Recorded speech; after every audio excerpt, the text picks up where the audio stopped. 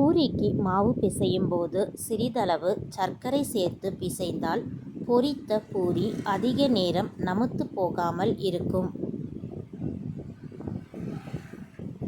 Vegetable biryani செய்யும்போது பூண்டு இஞ்சியோடு சேர்த்து பச்சை மிளகாய், மல்லி, புதினாவையும் விழுதாக அரைத்து சேர்த்தால் ருசியாக இருக்கும். ஆட்டுக்குடல் கறி வேக வைக்கும் போது குடலோடு தேங்காய் ஓடு போட்டு வேக வைத்தால் குடல் நன்றாக வெந்துவிடும்.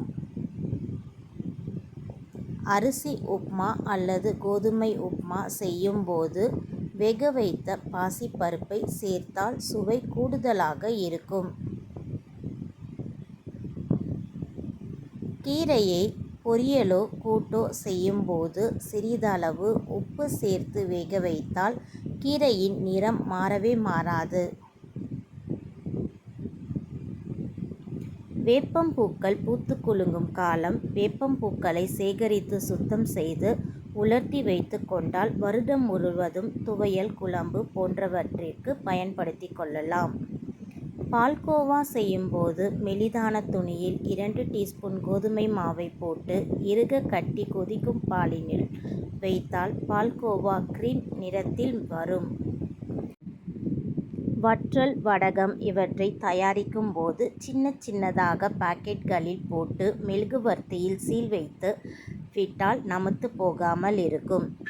தக்காளியுடன் கொஞ்சம் புளி மற்றும் காய்ந்த மிளகாய் சேர்த்து வதக்கி மிக்சியில் அரைத்து எடுத்து சூடான தோசையில் தடவி சாப்பிட்டால் இட்லி தோசை சாப்பிட சுவையாக இருக்கும். சீரகம், மிளகு இரண்டையும் நெய்யில் வறுத்து பொடி செய்து சிறிய வெங்காயத்தை நறுக்கி போட்டு வதக்கி உப்பு கலந்தால் ஜீரா ரைஸ் தயார்.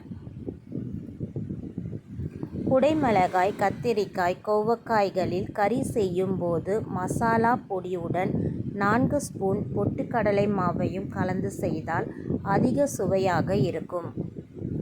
மாங்காய், எலுமிச்சை, பூண்டு, வெங்காயம் போன்றவற்றில் தொக்கும் செய்யும்போது அதில் சிறிதளவு சர்க்கரையும் சேர்த்தால் ருசி கூடவே இருக்கும்.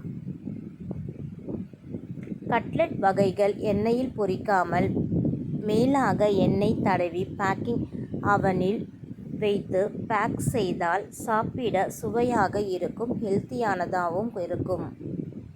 புதினா கொத்தமல்லி சட்னியை தண்ணீரில் கலந்து அதில் அரிசியை சேர்த்து வேகவிட்டால் சுவையான புதினா சாதம் ரெடி.